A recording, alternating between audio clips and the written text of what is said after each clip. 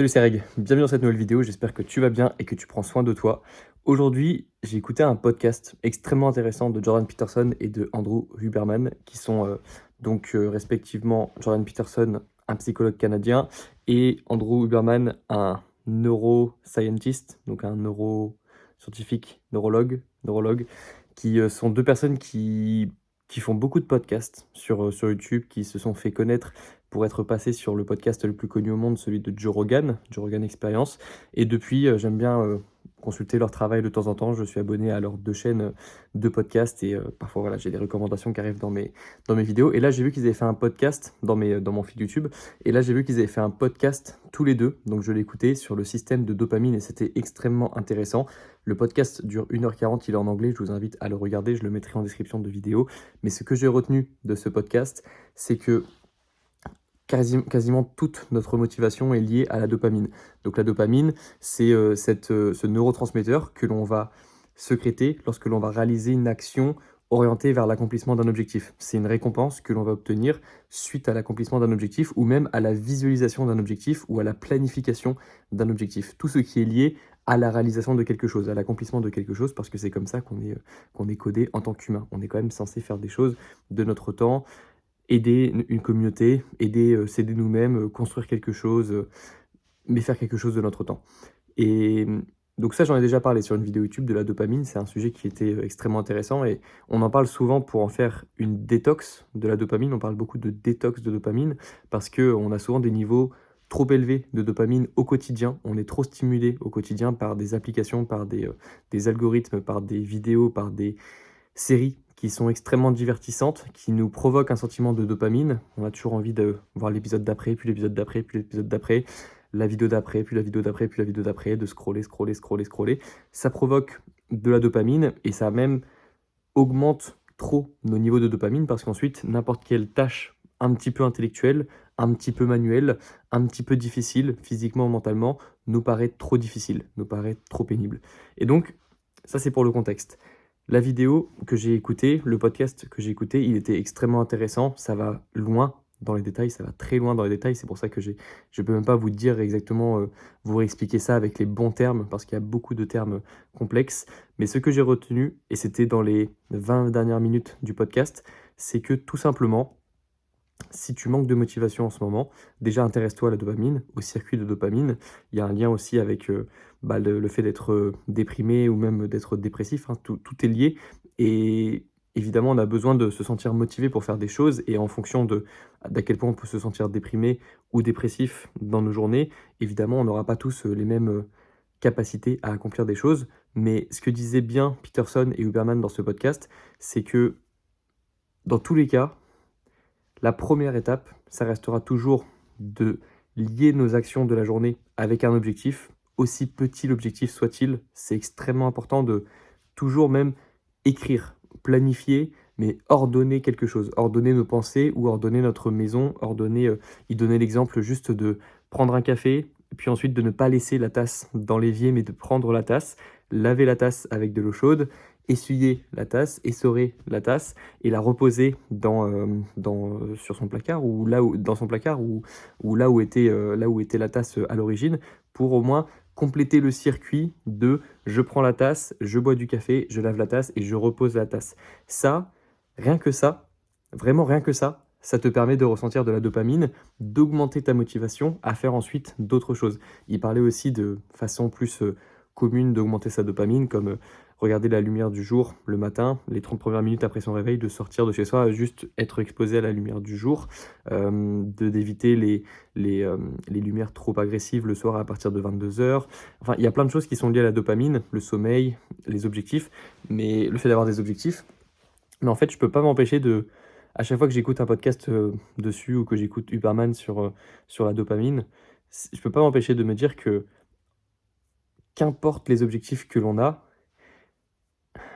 il nous faut juste des objectifs. Et on est fait pour ça, en fait. On est fait pour avoir des objectifs et on sous-estime le pouvoir des petits objectifs. On sous-estime le pouvoir de simplement se dire qu'on va ranger une partie de sa chambre ou qu'on va juste ranger son bureau, qu'on va écrire sur une feuille, comment on se sent aujourd'hui. Et rien que le fait d'écrire des objectifs, d'anticiper des objectifs, ça nous fait nous sentir bien. Et les étudiants le savent bien parce que souvent, lorsqu'on commence à réviser, on fait un planning de révision et on se sent bien lorsqu'on fait le planning, on se sent productif. Le problème, c'est qu'on commence à ressentir de la dopamine comme si on avait réalisé l'objectif déjà. Donc ça nous aide à nous sentir bien sur le moment, mais il faut ensuite pouvoir passer à autre chose, passer à l'objectif suivant. Mais ce qui est bien, c'est de commencer par un petit objectif comme ça. Ranger sa chambre, nettoyer, son évier, ranger son évier, faire la vaisselle, ranger quelque chose dans sa chambre, mais se sentir au moins utile. Commencer la journée en faisant quelque chose d'utile pour se sentir utile et ensuite passer aux choses plus compliquées. Et en ce moment, dans mes journées, il y a des moments où je sens qu'en ce moment, j'ai moins de motivation que d'habitude et en même temps, c'est logique parce que les actions que je fais dans mes journées sont moins liées à mes objectifs. En fait, j'ai eu des remises en question ces dernières semaines qui ont complètement changé les objectifs que j'avais et donc je me sens un petit peu perdu dans ça, dans le sens où des actions que je faisais il y a quelques semaines avaient beaucoup de sens pour moi et maintenant en ont beaucoup moins. Parce que je n'ai plus l'objectif, on m'a enlevé l'objectif. J'avais un objectif et on me l'a enlevé. C'est un objectif sur lequel j'avais pas beaucoup de contrôle.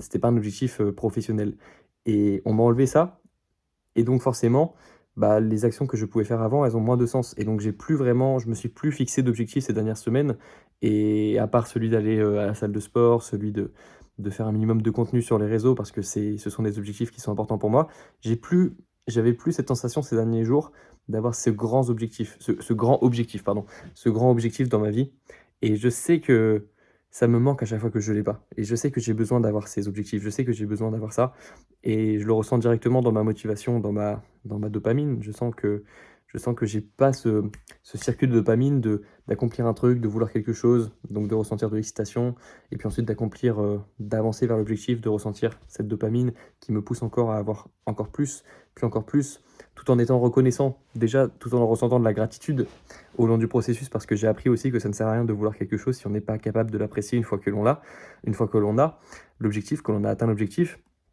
Donc j'apprends aussi avec, j'avance avec ce que j'ai appris, du passé, de l'accomplissement des objectifs qui étaient très importants pour moi, enfin je sais ce que ça fait maintenant d'accomplir son rêve, en tout cas de commencer à le toucher du doigt et donc je sais que c'est important aussi d'en être reconnaissant pendant le processus, mais aussi, après avoir atteint l'objectif et de continuer d'avoir des objectifs.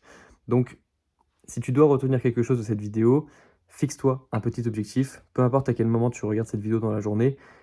Fixe ton objectif, écris sur une feuille un objectif, visualise quelque chose de positif, visualise un bon scénario, écoute de la musique. Fais attention d'ailleurs à la musique parce que ça peut causer un pic de dopamine, d'excitation, de motivation. Et puis ensuite, ça peut causer un crash aussi parce que le but, c'est d'être le plus stable possible aussi dans la journée. Donc, il faut faire attention à toutes ces, phases d'émotions extrêmement positives puis négatives. Ça peut jouer sur ton mood dans la journée. Donc, fais attention à ça quand même. Mais peu importe à quel moment tu écoutes cette vidéo, et encore mieux si tu l'écoutes le matin, fais quelque chose d'utile dans les 30 prochaines minutes. Fais quelque chose d'utile de ta journée. Fais un truc petit, commence petit, mais fais un truc utile. Fais un truc utile autour de toi. Et je sais que ça peut paraître difficile. Je sais que la, la transition entre oui, mais nous avons faire la vaisselle et faire cette tâche hyper importante que j'ai à faire pour mon boulot, la transition elle paraît difficile. On se dit non, c'est pas juste le fait de faire ma vaisselle qui va m'aider ensuite à faire cette grande tâche importante dans ma journée. Peut-être que le plus important pour toi, ce serait de commencer directement par cette grande tâche. Mais si tu n'y arrives pas aujourd'hui, si tu n'as pas réussi aujourd'hui à déjà commencer par la grande tâche, la tâche la plus importante de ta journée, commence par faire ce petit truc utile. Qu'est-ce que tu as à perdre? 15 minutes de ton temps. Essaye et tu verras que ton mood sera mieux dans 15 minutes. Dans 20 minutes, dans 30 minutes, en fonction de la tâche que tu vas faire. Va te balader, sors dehors, prends la lumière du jour. Mais fixe-toi ce petit objectif, commence par cette petite chose à faire dans ta journée et ressens les bienfaits, ressens-en les bienfaits et tout ce qui va venir avec le fait de se sentir utile, de faire un petit truc dans sa journée. Et ensuite, qui pourra t'aider peut-être, et je te le souhaite, à faire quelque chose de plus grand dans ta journée. Mais commence petit et fixe-toi des objectifs. Ok, on se retrouve bientôt, prends soin de toi et puis à la prochaine.